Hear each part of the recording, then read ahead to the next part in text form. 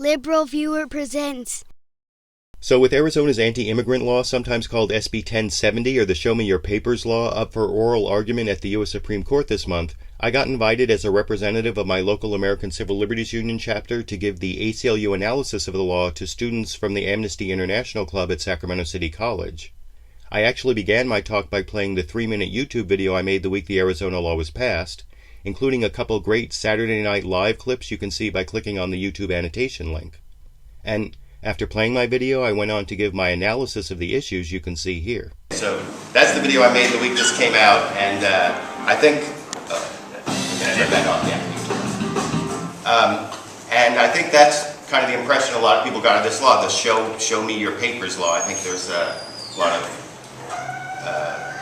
outcry about it because of that, and that is one of the four provisions of the law that's currently before the Supreme Court. But one thing you have to understand about this is that there are actually multiple lawsuits against SB 1070, and the fascist part, the racial profiling part, that's not what's before the Supreme Court right now. There's another lawsuit that's still in Arizona, still in district court about that, and I'll talk about that at the end. But what's coming before the Supreme Court for oral arguments next week is just the federal preemption issue, whether the federal government has the power to make immigration laws or whether Arizona can make its own immigration laws in addition to what the federal government has done. And the four provisions that are up before the Supreme Court for review, there's the show us your papers provision, where it makes it a crime under state law for an individual to intentionally fail to obtain and carry legal immigrant papers while in Arizona. And then there are three other provisions. There's a requirement that police, in making any stop or arrest, try to determine the individual's legal right to be in the U.S. if the officer has a reasonable suspicion of illegality. And if arrested, the individual cannot be released until his legal status is verified by the federal government. That's for every single person arrested in Arizona, although there's been a hold put on that, but that's one of the other provisions up before the Supreme Court. There's also a provision making it a misdemeanor for undocumented immigrants to apply for a job, publicly solicit a job, or actually work in Arizona. And then the fourth provision that's before the Supreme Court is one that allows police to arrest without a warrant any person for whom the officer has probable cause to believe that the individual has committed any crime anywhere that would make that individual subject to be deported. So those are the four provisions that are up before the Supreme Court, and the reason that the ACLU was arguing before the Supreme Court in an amicus brief that the law is unconstitutional is because the federal government has taken over the whole field of immigration by passing laws going back 100 years to the 70s and the 90s. There are all sorts of immigration laws, and they say exactly what it is that state and local law enforcement can do in the Immigration and Naturalization Act. And there are four things they can do, and none of them are the four things I said before. First, the federal law authorizes state and local officers to make arrests for federal immigration crime of transporting, smuggling, or harboring certain aliens. So that's something that local law enforcement can do. Also, state and local law enforcement may arrest and detain non-citizens for the federal crime of illegal re-entry into the United States by a deported felon. And third, the Attorney General, and this is a weird one, this has never been used, I just found out about this researching this, that the Attorney General may authorize any state or local law enforcement officer to enforce immigration laws upon certification of an actual or imminent mass influx of aliens. That's never happened, but I guess that's in the federal law. And then fourth, there's a detailed provision that lets states make agreements with the federal government and lets individual state and local law enforcement officers get certified as immigration enforcement officers, and also makes agreements like the Secure Communities Law that maybe some of you heard of, where local law enforcement officers are supposed to send information of people arrested to the federal government and round people up and get them deported. But that's something that the federal government makes an agreement, not like what they did in Arizona, where they just made their own law that's different from what the federal law allows them to do. So the reason that in the Supreme Court this is going to be found unconstitutional is because in the U.S. Constitution, that's where you have to start for constitutional issues, in Article 1, Section 8, it says the Congress has the power, quote, to establish a uniform rule of naturalization, unquote. And the word uniform is really important because the courts have ruled on that over the last couple hundred years, that it's very important that the laws the federal government makes on immigration are uniform, that they're not different laws in all 50 states. The Supreme Court's repeatedly recognized the special need for nationwide consistency in matters affecting foreign nationals and given explicit constitutional requirement of uniformity in immigration matters, recognizing the myriad problems that would result if each of the 50 states adopted its own rules for the treatment of non-citizens. And consistent with this need, the federal government possesses broad constitutional powers in determining what aliens should be admitted, the periods they may remain, regulation of their conduct before naturalization, and the terms and conditions of their naturalization. And the manner and the execution of these powers belongs solely to the national government, according to several Supreme Court cases. Under the Constitution, the states are granted no such powers. States enjoy, this is all according to the Supreme Court previous cases, states enjoy no power to deny aliens entrance and abode, no power with respect to the classification of aliens. States can neither add to nor take away from the conditions lawfully imposed by Congress upon admission, naturalization, and residence of aliens in the United States. So the federal government's exclusive power includes not only the power over entry and admission, but also the power over the decisions whether and when to remove non-citizens, and relatedly, when to initiate immigration enforcement action against particular individuals.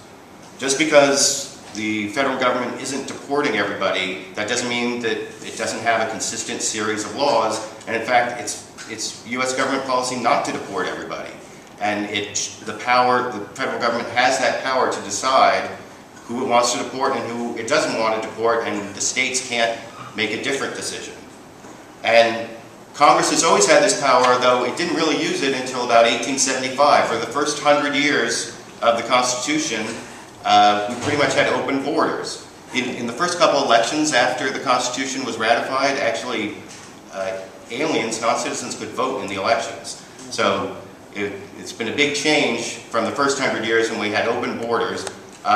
But even in the time when we had these open borders and Congress hadn't acted in this area, the Supreme Court still found that laws that states passed conflicted with the federal power and were unconstitutional. There was a New York law which required vessel owners to post a bond for each landing foreign passenger, and that was struck down.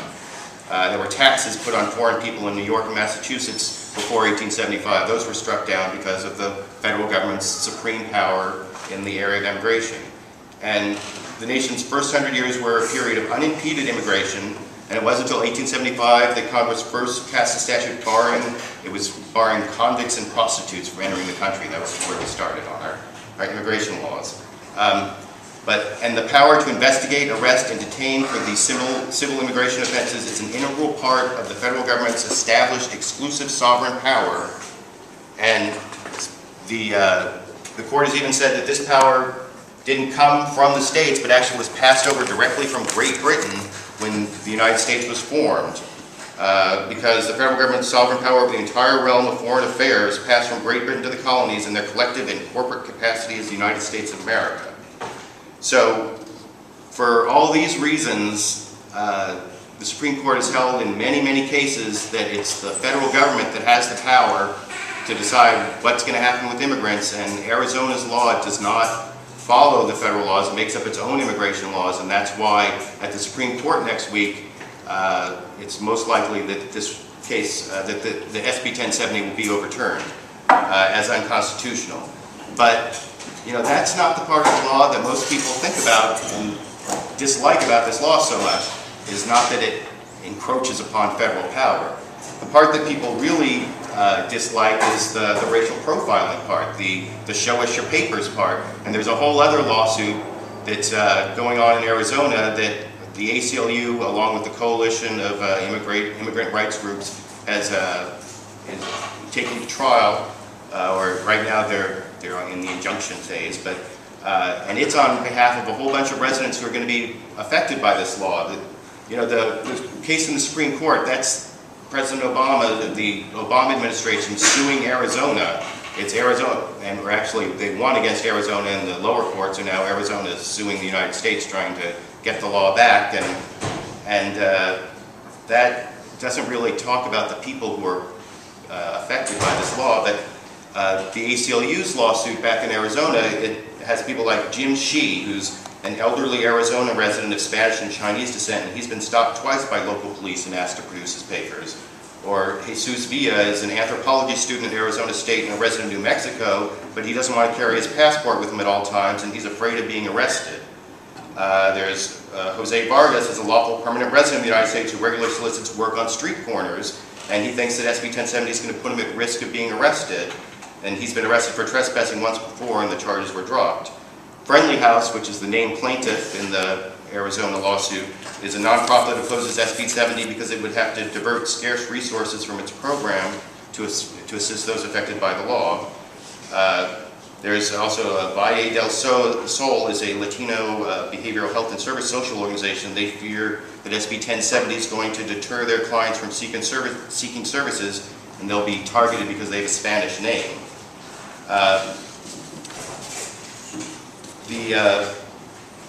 One thing I wanted to talk about the racial profiling is, having put these videos up on the internet, I get a lot of argument from people on the right, and they read me this one part of the law and say, SB 1070 doesn't cause racial profiling because it says, in the law, right in the law, it says, quote, a law enforcement official or agency of this state or county, city, town, or other political subdivision of the state may not consider race, color, or national origin in implementing the requirements of the subsection, except to the extent permitted by the United States or Arizona Constitution.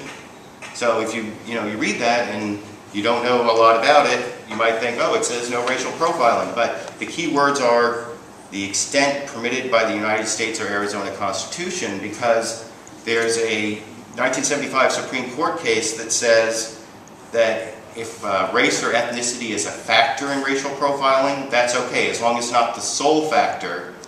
If it's one of other factors, then it's going to be okay. And the Arizona Supreme Court said Mexican ancestry alone, that is Hispanic appearance, is not enough to establish reasonable cause, but if the occupant's dress or hairstyle are associated with people currently living in Mexico, such characteristics may be sufficient. The driver's behavior. What does that mean? The driver's behavior may be considered if the driving is erratic or the driver exhibits an obvious attempt to evade officers. The type or load of the vehicle may also create a reasonable suspicion. So I guess that's like the low rider. I don't know what that is. But see, that's the thing. It says in the law that they can't do racial profiling except to the extent permitted by the U.S. and Arizona Constitution, but the U.S. and Arizona Constitutions do allow racial profiling to a certain extent, as long as it's not a sole factor. And the SB 1070 also says that SB 1070 may actually require racial profiling because it says that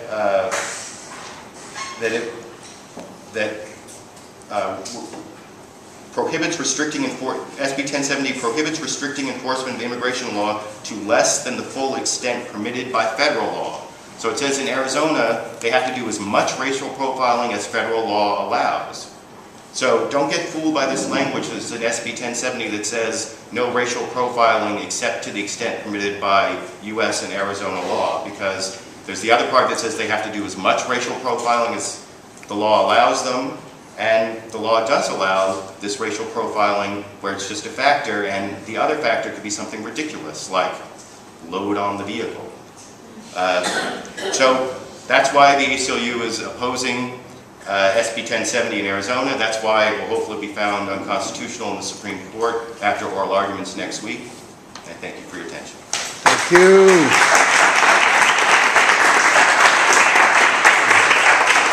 you. So what do you think?